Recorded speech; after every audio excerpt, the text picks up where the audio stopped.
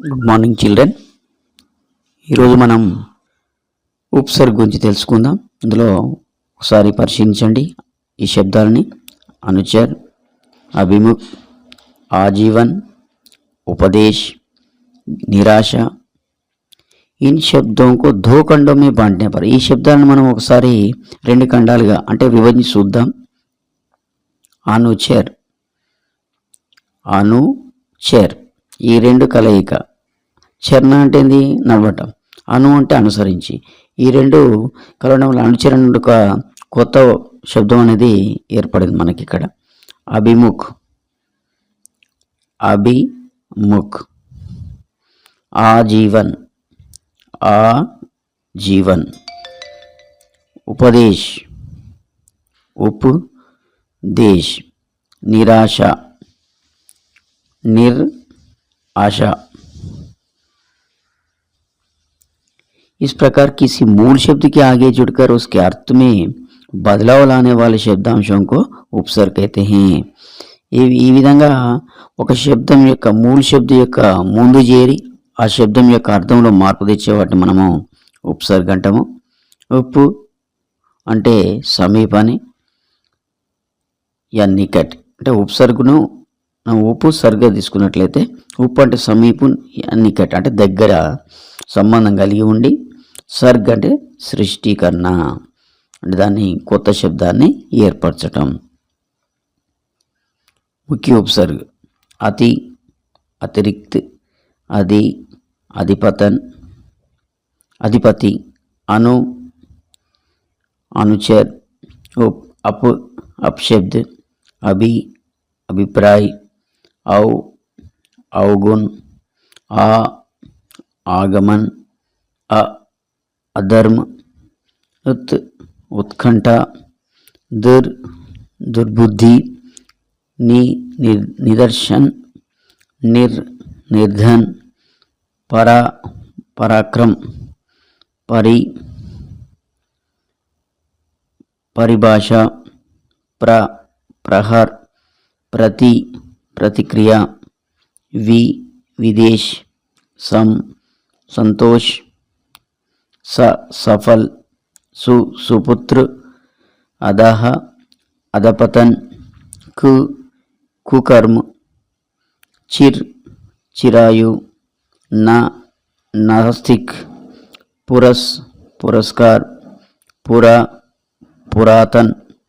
पुनर, पुनर्जन्म. बहिर, बहिष्कार. सह, सहचर. स्व, स्वदेश.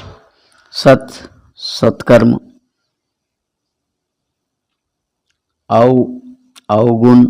बर, बरपेट. क्रम, कमजोर. कुश, खुशहाल. गैर, गैरहाजिरी. ना, नालायक. बद, बदनाम. बा, बातमीज. बे, बेईमान. सर, सरहद. हर, हर रोज. अद, अदकिला. ఈ విధంగా శబ్దం యొక్క ముందు ఏరి శబ్దం యొక్క అర్థంలో మనకు మార్పు అనేది తెస్తుంటుంది. మరి ముందు చేరి శబ్దం యొక్క అర్థంలో మార్పు తెచ్చేటువంటి ఉపసర్గలను తెలుసుకున్నాం కదా. మరి ఈ శబ్దాల నుండి ఉపసర్గను అలగ్ చేసి అంటే వేరు చేసేటువంటి పద్ధతిని మనం ఇప్పుడు చూద్దాం. నిరాశ ఇంట్లో ముందు నుంచి అంటుంది కాబట్టి నీదిద్దాం. అప్పుడు ఏ శబ్దం మనకు? రాశ. ఈ రాశ అనే శబ్దాన్ని మనం ఎప్పుడు కూడా చూడలేదు కాబట్టి ఈ శబ్దం అనేది లేదు కాబట్టి ఇది ఉపసర్గ కాదు. నీరు అనేది తీద్దాం. నీరు అనేది తీసినప్పుడు ఆశ, ఆశ అనే వర్డ్ మనం చూసాం కదా కాబట్టి నీరు అనేది మనకు ఉపసర్గ. అదేవిధంగా బే సమజ్. ఇందులో బే అనేటువంటి ముందు శబ్దాంశం తీసినప్పుడు సమజ్ అనే మూల శబ్దం అనేది మిగులుతుంది. సమజ్ అనే మూల శబ్దం ఉన్నది కదా మనకు కాబట్టి ఈ బే అనేది ఉపసర్గ. అదేవిధంగా పరదేశ్ అనే పదాన్ని తీసుకున్నప్పుడు పాదిష్ణము మనకు శబ్దం ఏం మిగులుతుంది? రదేశ్. రదేశ్ అనే మూల శబ్దం ఉందా మనకు? లేదు. అదే పర్ అనేది తీసుకున్నాం. ఇక్కడ దేశం మూల శబ్దం ఉంది కదా కాబట్టి పర్ అనేది ఉపసర్గ. అభిమాన్. ఆ ఇప్పుడు బిమాన్. బిమాన్ అనే శబ్దాన్ని మనం ఇప్పుడు కూడా వినలే కదా మూల శబ్దం కాబట్టి ఇది ఉపసర్గ కాదు. అభి, మాన్, మాన్ అనే శబ్దం, మాన్ అంటే గౌరవం ఉన్నది కదా, కాబట్టి అభి అనేది ఉపసర్గ. ఖుష్బు, ఖాదీద్దాం, మిగిలిన ఏముంది, ఉష్బు, ఉష్బు అనే పదం లేదు. ఖు, షబు, ఇది కూడా మనం ఇప్పుడు కూడా చూడలేదు కాబట్టి ఇది కూడా కాదు. ఖుష్, భూ, భూ అంటే గంధ్, వాసన, కాబట్టి భూ అనే శబ్దం ఉంది కదా, కాబట్టి ఖుష్ అనేది ఉపసర్గ. ఈ విధంగా మనము ఒక శబ్దం నుండి ఉపసర్గను వేరేయడం నేర్చుకోవాలి. ఈ కొన్ని శబ్దాలు ఇక్కడ అభ్యాసం కోసం ఇస్తున్నాను. అందులో ఉపసర్గ తర్వాత మూల శబ్దం అంటే రూట్ వర్డ్ అనేది మనం ఒకసారి చూద్దాం. అబల, ఆ, బల, ఆ అనేది ఉపసర్గ, బల అనేది మూల శబ్దం. ఈ అన్ని శబ్దాల్లో కూడా మొదటి దాన్ని మనము ఉపసర్గగా శబ్దాంశంగా, రెండవ దాన్ని మనము ఉపసర్గ మూల శబ్దగా తెలుసుకోవాలి. ఆ ముక్, ఆ ముక్, అన్పడ్, అన్పడ్, అవనతి, ఔ ఉన్నతి, వనతి కాదు, ఇక్కడ కొన్ని వర్డ్స్ ఇట్లా ఈ విధంగా మారుతుంటాయి. సఫల్, సఫల్, సుగంధ్, సుగంధ్, సద్భావ్, సత్భావ్, ధాకు వచ్చినప్పుడు మన తాగా మారుతుంటుంది, మనకు సందులో కూడా వస్తుంటుంది అది.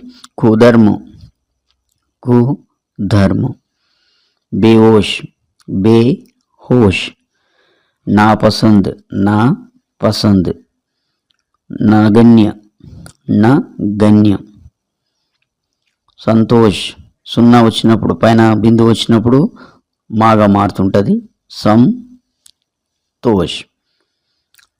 లాపత, లాపత, అపయష్, అపయష్, సదాచార్, సత్ ఆచార్, ఇంతకుముందు చెప్పుకున్నాం దాతాగా మారుతుండదు. దుర్జన్, దుర్జన్, పరాక్రమ్, పర్ ఆక్రమ్,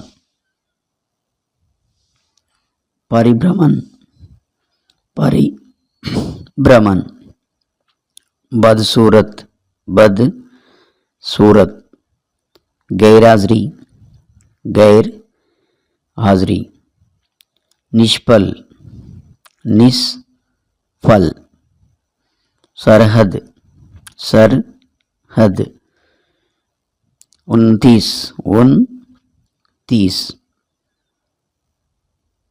ధన్యవాదాలు బच्चों. మరొక వీడియోలో మళ్ళీ కలుద్దాం. నమస్కారం.